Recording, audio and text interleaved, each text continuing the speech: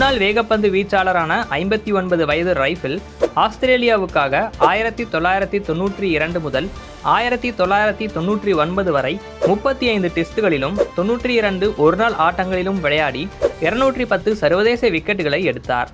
1999 உலகக்கோப்பையை வென்ற ஆஸ்திரேலிய அணியில் ரைஃபிளும் இடம்பெற்றிருந்தார். 1999 ஓய்வு பெற்ற ரைஃபிள் 2004-2005 ஆஸ்திரேலிய உள்ளூர் போட்டிகளில் நடுவராக அறிமுகமானார். 2008 முதல் ஆஸ்திரேலிய முன்னாள் வீரராக ICC சர்வதேச நடுவர் பட்டியலில் இணைக்கப்பட்டார். பிறகு 2013 எலைட் நடுவர் பட்டியலில் சேர்க்கப்பட்டார். லார்ட்ஸ் டெஸ்டில் ரைஃபிளின் முடிவுகளை இந்திய முன்னாள் வீரர்கள் அனில் கும்ளேவும் அஸ்வினும் விமர்சித்தார்கள். பால் ரைஃபிளின் முடிவுகளை ICC கண்காணிக்க வேண்டும் என்றும் அஸ்வின் கூறினார். சமீபத்தில் இந்தியா வென்ற சாம்பியன்ஸ் கோப்பை இறுதிச் சுற்றின் போதும் பால் ரைஃபிள் கள நடுவராக பணியாற்றினார்.